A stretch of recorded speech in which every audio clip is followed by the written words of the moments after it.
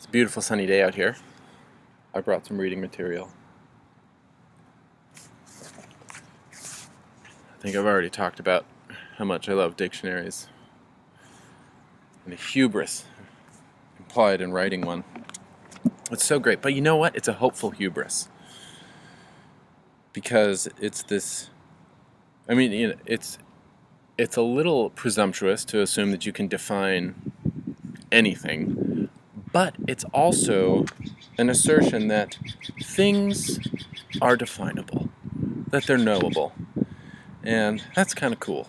I like that. I think that's mingles the hubris with some hope that the universe is intelligible and benevolent, especially with a cooking dictionary.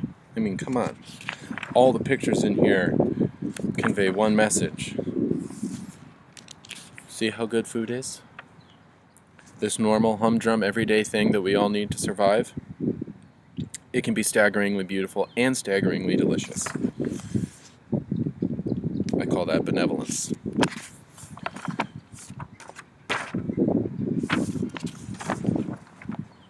I like looking up stuff in here because, it's chilly.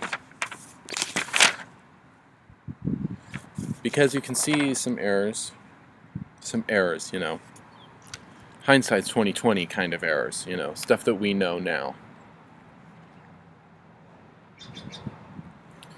So let's see how many we've got. Hello. Let's do this. Let's do this, computer. I think we've got 3 of us. And stuff. It's not letting me scroll for some reason. What if I do this? See? That's it. Okay, good. More joining. Try to keep an eye on the feed.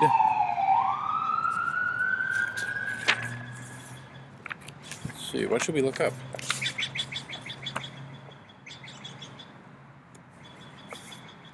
Refrigeration.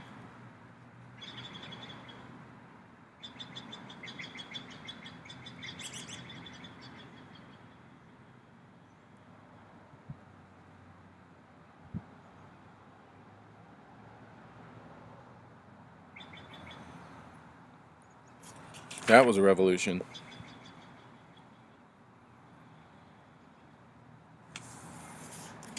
Oh, interesting. So refrigerator, an apparatus usually made in the form of a cupboard. It's a cupboard. Working by gas or electricity, used to refrigerate and to conserve foodstuffs. It's a cupboard. That's what it is. It's a cabinet of food.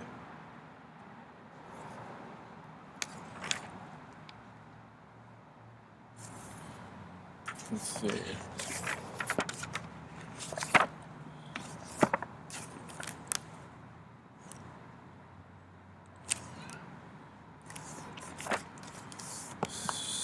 I want to look up cervelat because that is that's a squishy one. Its definition is really goes all over the place. They have a diagram in here on how to tell the difference between cat bones and rabbit bones, just in case the rabbit you bought isn't all that you thought. Cervelat. They have to have it in here. It's a French word. There we go. Because I think it's kind of related to the word for brain, right? But I know it as a sausage. Sausage made of pork meat and pork fat, seasoned with garlic. This type of charcuterie is so called because brains, cervelet, I don't know how to say it, cervelle, particularly pig's brains, once formed part of its composition, so a brain sausage. It is also called saucisson de Paris.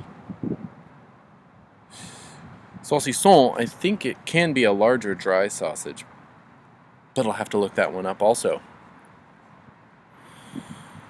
Oh, cool. Mr. Dan Oman, welcome. Oh, good. I'm glad you could be here too. Yeah, it is so beautiful right now. We are getting, Seattleites know, our funny little fake, it's not fake, it's real, but it's our short respite from the long dark of winter. We get it every February. It's like this little hint of spring quickly goes away. But as you can see, the sky above me is clear and beautiful. Okay. So,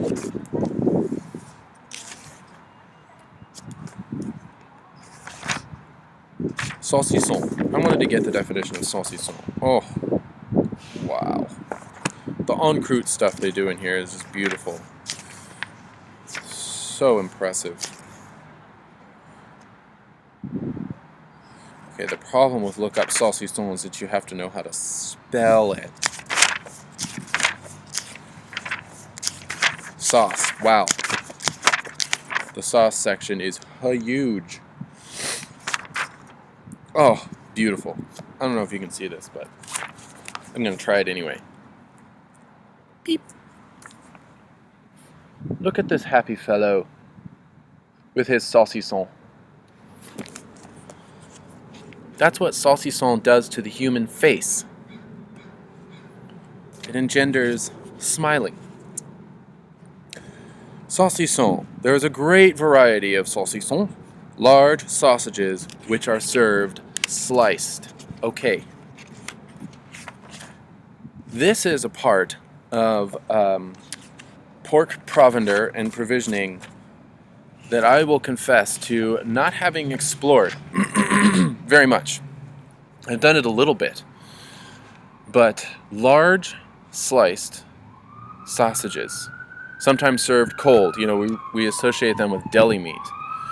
And they're kind of cool because they're delicious. And they occupy this neat, what is it? It's like a middle ground in that they are usually fermented and then cooked. So, like, sometimes cooked through smoking, so hot smoking. So an example of a saucisson that is unfortunately compromised, and basically all of its manifestations would be the summer sausage that you would get in stores. That is shelf stable, right? It just sits on the shelf without refrigeration or anything. Summer sausage. And it is, well, in the store it's just pumped full of ascorbic acid. It's basically, in the store it is so tangy. It usually has some source of nitrite in it, and then they put cure accelerators in it, which expedites the curing process. And just adding nitrite in the first place, as opposed to nitrate, is already very expeditious. But they take it a step further, and so the curing is a matter of hours. I doubt it's even days. But basically, it's ground meat that is made so tangy and sour that it can't host bad things, and it won't host any nasties in an anaerobic environment. And that is what summer sausage is, unfortunately, today. But originally, it was this thing that you would eat in the summer, but you would make it in the winter. And it is follow the same recipe for salami. It is a fermented ground product that is allowed to ferment. The meat is ground, salted, and usually nitrate added in the form of saltpeter, and it sits for a few days, just ground with seasonings and the salt and the saltpeter, and it begins to ferment, and then it's stuffed into casings, and then the sausages are hung in a smoker, and in the smokehouse it is allowed to continue its fermentation. And it's a warm enough smoke that after a couple days, the sausage is cooked. And it just keeps, and then you eat it in the summer, which is kind of cool. So anyway, that is kind of a branch of sausage making that I haven't gotten into yet, but that is extremely appealing to me because it sounds delicious. They've got lots of examples of this. The cooked fermented sausage, and it keeps very well. They're huge sausages. So among the best known French saucissons, which require no cooking, so you can just slice and eat it cold like deli meat, and they give a bunch of regions in France. They're all of them. Italy produces saucisson from Milan, and you guessed it, Bologna. That's how we say it. Bologna. And Florence, the mortadella of Bologna, is also a saucisson, according to the Frenchies. Northern Europe has a really awesome tradition of this kind of salami because of terroir. So you think about it, very few of the Italian fermented sausages, or Italian products period, are smoked. Because of their Mediterranean climate, it's so conducive to the drying of the meat that they don't need the additional aid of smoke. However, in Northern Europe, where it's more humid, the winters are colder, they employ a lot more smoking as a curative step. You know, it's not just for flavor. And so the salami in Northern Europe is frequently smoked for that reason.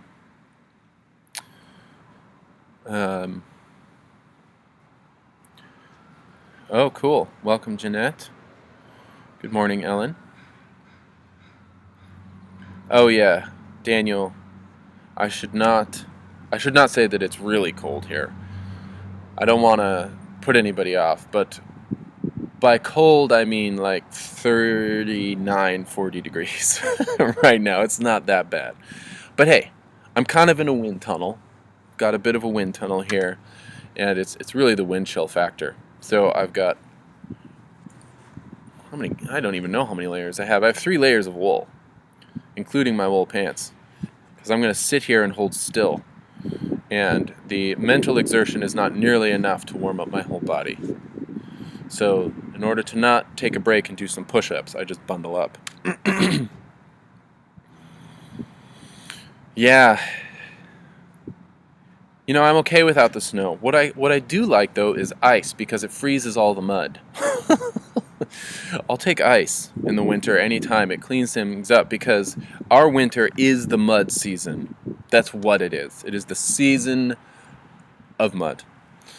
And so ice is actually kind of a nice respite in the Pacific Northwest when we get those like maybe 2 weeks, at least on Vashon. We're sea level, so maybe 2 weeks of ice freezes all the mud. Great, good. We've got a lot more people here. This is good. Wow, 10 degrees, 17. Yeah, Rebecca, we have sun on Vashon also. It's pretty nice.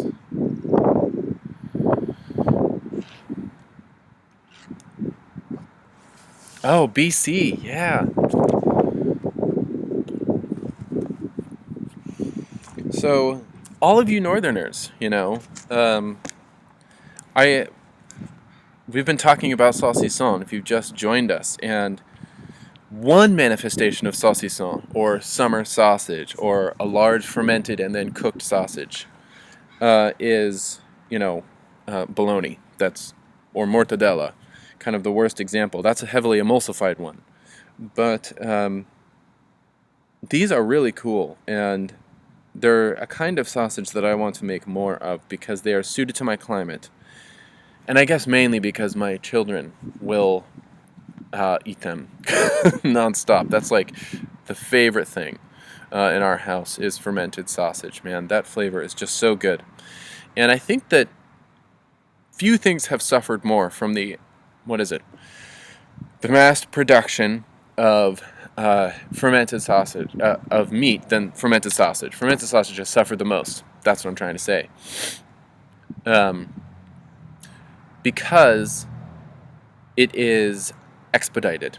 So much of the compromise comes when you have a production schedule and you are trying to get the product out the door as quickly as possible because then you can produce more of it per hour, And so they have created all these shortcuts. And, it used to be that the shortcuts to accelerating the curing of a product were really arduous and not worth it. For example, tumbling hams. I don't know if you know, I think we've talked a little bit about this before, but ham tumbling is something that's very common now, where they have a huge machine. If you've seen like a chicken plucker with a spinning drum, or a laundromat. I mean, it's the same mechanism. It's just this huge spinning drum. You throw all the hams in it, and it tumbles them. And it actually, the constant, and they're just falling from one side to the other. And that actually starts to break down the protein, and it helps the nitrite and the other ascorbic acid cure accelerators penetrate through the meat. But they used to do this a long time ago. It's actually not a modern method, which is the crazy thing. They would do this in barrels. They would roll hams around because they did notice that it helped with the penetration of the cure, or equalization is another word for it. Because when you have a big lean piece of meat like this, it's hard to get the salt that you apply to the outside to penetrate all the way into the center. That's called equalization, and that's kind of like next level of quality, when you can really get it to penetrate all the way through. It's actually not essential to it being delicious, but it's really nice. So what they would do is tumble them in wooden barrels. It's the essence of a Sisyphean task. They would roll it up a ramp and then let it roll down. Roll it up a ramp and let it roll down. And I think the theory is that it came from shipboard rations. They would barrel pork on ships, which are constantly tipping and creating that movement to facilitate the penetration of cure. So that was the beginning of cure accelerating the equalization, because the other option is you just wait. So you salt your ham and then you hang it. And you hang it for weeks and weeks and weeks and weeks and weeks. And if the air is not too dry, it has to be pretty dry. If it's not too dry, the ham will equalize pretty well, after several weeks. But on the industrial scale, you don't have that kind of time, or you don't want that kind of time to remain competitive, I guess. And so they have utilized this new tool that we have. Instead of barrels, they have these huge mechanical tumblers, but then the lab has become the primary tool in cure acceleration. And so they have sodium erythorbate, ascorbic acid, all of these things plunge the pH down, and they facilitate the penetration of nitrite throughout the meat. And the interesting thing is, so then you come to judge the doneness, the completion of the cure by the penetration of color, because nitrite fixes the color of insipid gray meat and makes it red. But nitrite penetrates faster than salt. Can you believe that? So what curing is not, for today, it's not the preservation and penetration of salt throughout the meat. It's the penetration of nitrite. Because it happens quicker. And so we have come to associate the flavor of cured meats with a mild acidic tanginess, a tangitude, rather than the salubrious marriage of salt and fat, and joined with the slow aging and breakdown of proteins and flavor compounds and oils and fats, and the floral addition of molds. Yeah. That's one of the main differences. Anyway, I can't remember how I got on all of that, but... Oh yeah, Alan, I know you've mentioned the sodium.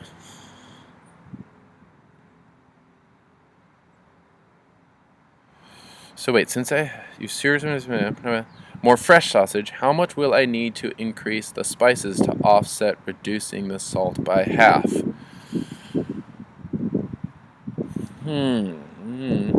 Would you increase the spices?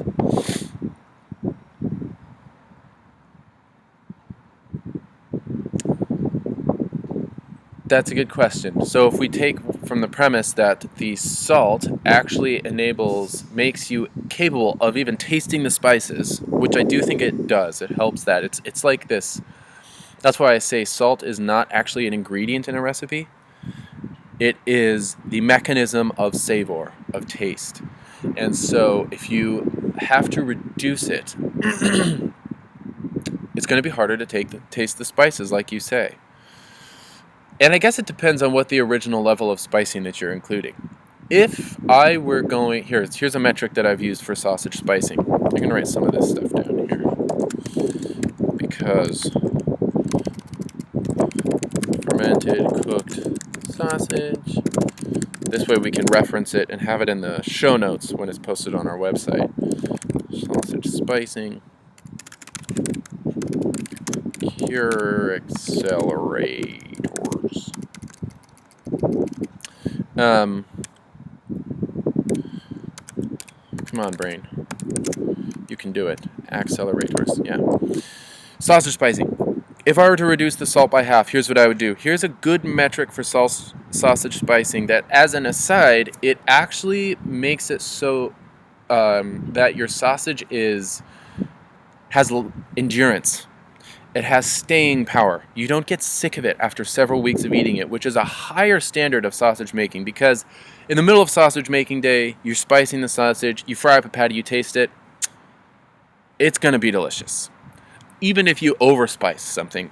But if you're eating that every day for the next several months, or a couple times a week, you might get sick of it, because there's going to be one spice that's just too forward. So here's one way to make an enduring sausage. Measure the spices as a fraction of the salt content. So Ellen, we can derive kind of a principle for your question from this. Weigh the salt. So weigh the meat, and then the salt should be 2% of the meat weight. Okay, so whatever the weight of that salt is, let's say it's a pound. To 1 pound of salt, do 1 ounce of a spice that you want to taste a little bit of, and then to 1 pound of salt, do 1/4 an ounce of a spice that you want only to make a subtle contribution to the sausages. And you could do as many of each at each of those ratios as you can think of. And the goal is to create a harmony rather than a solo. You know what I mean? So it's not the chorizo style or even like the Hungarian sausage style where it's like, boom, wonderful, delicious paprika. You just taste it through and through. It's actually more of a subtle harmony. And so if you really want the subtle harmony, you go down to 1/4 of an ounce per pound, and you could do several ingredients there, several dried spices or fresh herbs. And together they create a harmony that is not just one dominant flavor.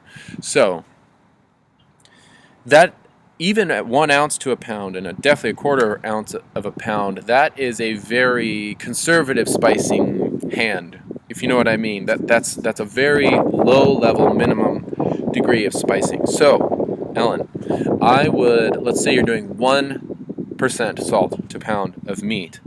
I would experiment first with doubling the amount of spices you go, if you're using the metric I'm talking about, starting from this metric. So if it's 1% of salt to the meat, I would try 2 ounces, of sage. If it's so to 1 pound of salt,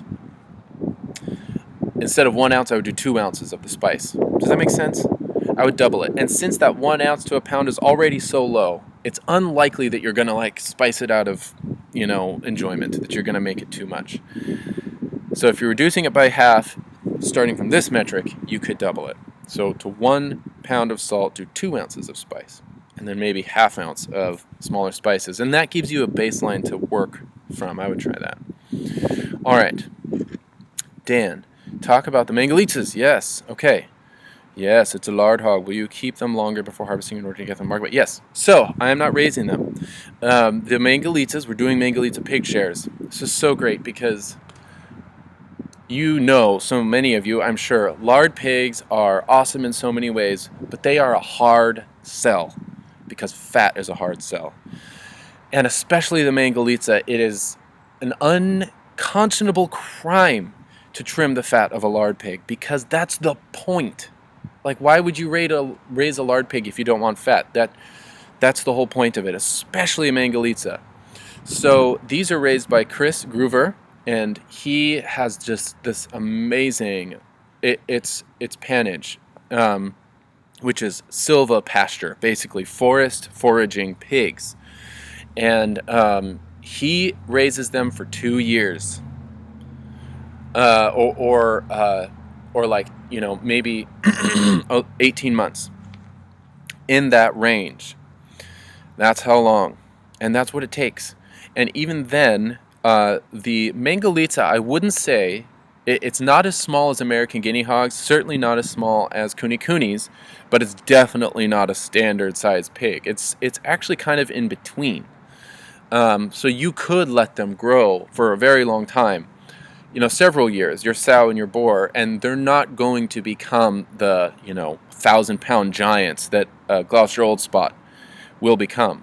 But at about 18 months, they become, they do get to, market weight, and you put it in quotes, intelligently I see, which is 220 pounds hanging weight. That's about what they get to. And again, this is because Chris was doing it right. He raised them on barley and peas, no soy, low protein, right? And then as many acorns as they could forage and hazelnuts as he could gather from surrounding farms, which was no small amount. So lots of mass, lots of nuts. And they are crazy gorgeous. And the thing about the Mangalitsas is that they have this fat profile that is high in monounsaturated fats, oily fats. And, we've talked about this before, that the kind of fat that a pig deposits is dependent upon genetics and diet. So what the Mangalitsa is it is genetically inclined to put on the oily fats, the unsaturated fats, like, olive oil is a monounsaturated fat and it's oil at room temperature. That's what they're prone to put on. Those kind of oils are minimally metabolized by the pig. And I don't know any other way to describe that, but to kind of summarize my reading on it, than to say that they don't break it down that much. So when you taste a pig that is prone to metabolizing its oils minimally as unsaturated oils, you are tasting the oil of the thing it ate. So Mangalittas are particularly transparent pigs. They're very transparent. If you feed them soy, I would wager their fat's going to be bitter. If you feed them fish oil, or fish meal, you're going to taste fish. If you feed them acorns and hazelnuts, you are going to taste mild, nutty, cosmic enigma flavors. And that's what I'm really excited about. The Iberian and Antelejado, I can't remember how to say it, but or even Portuguese, Spanish pigs that make the best hams in the world, similar metabolism. High in unsaturated, monounsaturated oils, which is why it's perfect that Chris has been feeding them peas and barley, because that lends their flesh the structure of saturated oils, because they're not really that oily. All pigs have a harmony of fats, saturated and unsaturated. That's what makes them unique. Whereas beef, ruminants, those are more purely saturated. Anyway, that was way more. But yes, so almost 2 years. 2 years probably ideal. Yeah, they're awesome. Steve, I think the hardest thing with the Mangalitsas, again, is selling them. And that's why Chris came to us, because he loves his pigs, right? He knows their value. They have been foraging in the best possible climes. You can't believe it. Gary oak forests, right? I mean, just the best. And the last thing he wants as a farmer is to have them slaughtered and then butchered by a standard approach, which is not scalding and scraping, but skinning, which removes one layer of back fat. And then they go to the cutting table where the rest of the fat is removed, and it's like, the fat's the point. So it's a really hard selling point, and it's definitely taken us, almost a decade to build up through our classes a sufficient quantity of people who actually want the fat, because that's the trick. To realize that the fat is the point, it's not the trim, right? And so part of the meat share is a larding needle, which is this beautiful little tool that allows you to take strips of pig fat and sew it into lean roasts. It's a beautiful thing that we don't do anymore because, well, pig fat has become bitter because we raise soy-fed porkers. Soy oil is bitter, and we breed them for leanness and fast growth, which makes them prone to bitter fats, to being more transparent to the bitter soy fats. So you use less Celtic sea salt. Yeah, that's interesting, because there's other minerals in the Celtic gray salt, right? That's a good point. Use a minerally salt with lots of impurities in it. It'll actually have less salt than distilled sea salt, right? Distilled sea salt is the saltiest salt, but other salts will have other minerals that might still contribute that kind of very satisfying minerally flavor, but with less sodium. That's a good point. Yeah, interesting. Yeah, Himalayan. Oh, windbreak. Oh, I don't even know where the mic is on this thing. Here, I'll get closer and I'll set up one of these. I hope that helps a little bit. I was thinking I was going to ask you all, are you all members of the Meatsmith table? And maybe I'll send out an email to all the Meatsmith members, because if you are a Meatsmith member, you should be a member of the closed Facebook group called the Meatsmith Table. You should all be members of that, because there's great discussions going on there. But there's also this feature called Facebook Live that might be better than this. I don't know. It was much easier. It's a much simpler interface. The quality of the video seems to be roughly the same. The only question is if the outgoing upload speed at my house will work to do it with my phone plugged in. But anywho, I'd like to try it. So if you guys are members of that, let me know. And that would be another option that could possibly mitigate some of these features of windbreak and such. Oh, come on, Stream Health. You can do it. There we go. All right. Oh, yeah. Sorry about the wind. I hear that. Oh, hey, Josh. Yeah. That was like the only Mangalitsas I did up to this point. Yes, I do plan on offering them in the future because Chris has got quite an operation. He's in it for the long haul, and his standards are extraordinarily high, and he is not really into letting anyone else harvest them for, really obvious reasons. It's just so wasteful, like we discussed. So yes, Josh, I think those will be happening in the future, and I'm using lots of Hungarian recipes because of historical accuracy, right? The Mangalitsa is a Hungarian peasant pig, and so I really like to use shonka, and I don't know how to say any of them, Hungarian recipes. Sholena, I don't know. It's like bacon, or very solid fat bacon. All of these really fun things, and definitely sweet paprika. And I've even got someone growing. She's got dried hot peppers for me on Vashon, so we'll be using Vashon. Still streaming. Come on. The stream is not complete. Don't do that.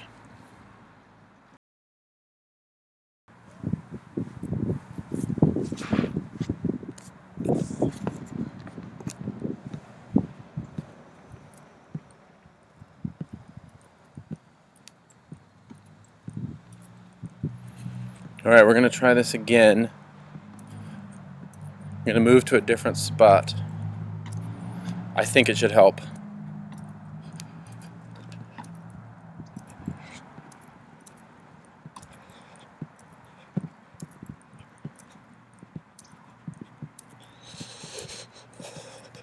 I don't know if it's because the computer gets cold or what. Something.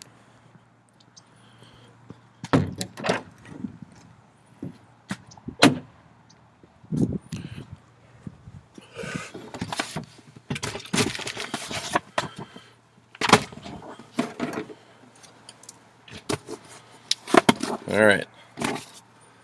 see if we... Oh, there we go. Can we get it? Come on. Let's get some better stream health here.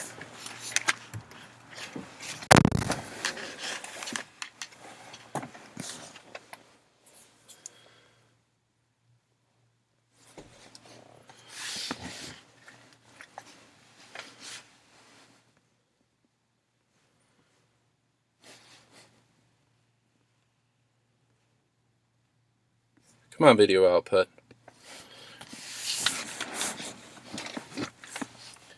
You can be high now. Let's do it. Right? Stream health, very low. Still low. Why?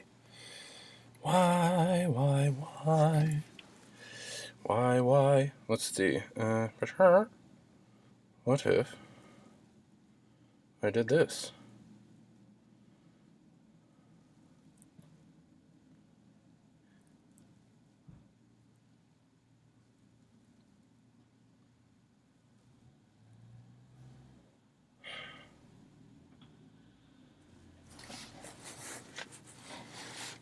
Okay, I think the stream health is much better.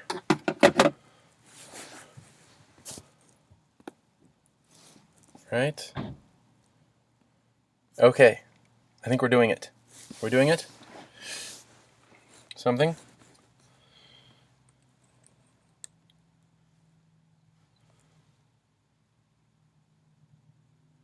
Okay, I think we're back.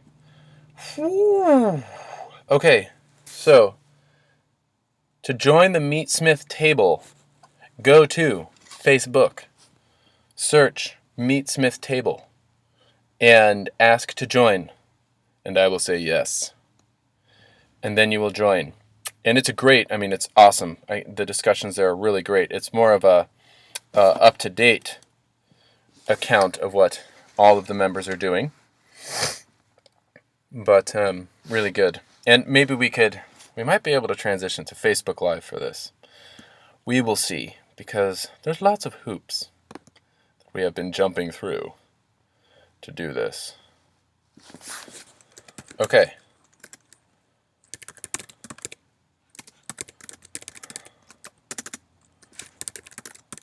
Stream health is good on my end.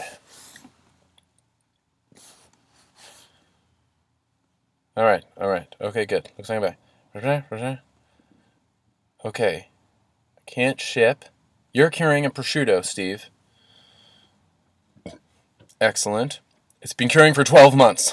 That's awesome. You made it to the halfway mark. How do I know when it's ready? It's ready. Or not. It's totally a matter of personal taste, Steve. So, it depends on what you want. In terms of edibility and deliciousness, it's ready. It would have been ready, it's 6 months or 3 months even. But if you're going for, it depends on what you're going for. If you're going for thinly sliced, raw slivers of ham, that's where you're at. And the longer it hangs, the drier it will get. The thinner your slices will get. If you know what I mean, it's getting harder and denser as time goes on. At the 12-month mark, you get the monosodium glutamate. You get intense umami flavors developing. And the further you go, the more flavors you get. So at a year, you're at the MSG level, which is awesome. It'll be a little softer, when you cut it, which is nice. It'll be a little more moist than if you go the full 24 months. So it's totally a matter of taste. What I tend to do is 2 to 3 years on mine. But you can do whatever you want, Just make a whole bunch of prosciuttos and use them at different times and find out what works for you. And one consideration that is the most decisive, I think, is how do you want to eat it? Because that's where the rubber meets the road. I will say, it actually takes a little effort to eat a prosciutto, which I know sounds crazy, okay? But it's true, particularly in the context of, a busy life and a family. So at the bare minimum, to facilitate the eating of the prosciutto, you should get a hamonero. which is a ham stand, a prosciutto stand, so you don't have to hold the leg while you're carving it. That's rule number 1. Rule number 2 is don't be shy. I can't tell you how many times, someone will cure a prosciutto, they'll slice off a little piece from the outside and eat it and go, whoa, it's bitter, it's acrid, it's crazy salty. But that's because they carved off the outside. Don't do that. Be bold. Get your knife, carve off all the skin, carve off all the yellow stuff. Even chamfer the edges, do you know what I mean? So that when you make a solid, flat slice, you are, there we go, there's my hand, a flat slice off the top, you're not even getting the bitter exterior edges of the prosciutto on that slice. You know what I mean? Because it's the bitter exterior where the salt concentrates, and where the fat will be extremely rancid, which is not putrefied, it's just crazy bitter and acrid. That's all on the exterior. That stuff's not good. It's not tasty. Get it off. Get it off. Get it off. And be liberal about it. Don't worry about it. Get it off until you excavate and get down to the dark red meat and the pure white, not yellow fat. Those are the 2 rules of eating a prosciutto, I would say. Get a habanero, carve off the outside for the part that you're going to, when you start carving into it, just get rid of it. Now, if you act quickly, you could make a stock out of those trimmings, and that will be the craziest ramen stock you've ever tried, and it will be incredible, because for some reason that rancidity just, man, it works in ramen. So, that's what I would say, Steve. Habanero, be liberal in carving off the outside. And also, you may find if it's as hard as a rock, which is kind of what it is at like 2 to 3 years, only a sharp knife is going to work. It's going to be demanding in terms of how skilled you are at carving it and how much time you have to keep your knife sharp. So it's a little more demanding. And even at the best, you only get like 1 bite per knife stroke. And when your children are screaming and clamoring at you, or if you bring it to a party, you might be carving prosciutto the whole time.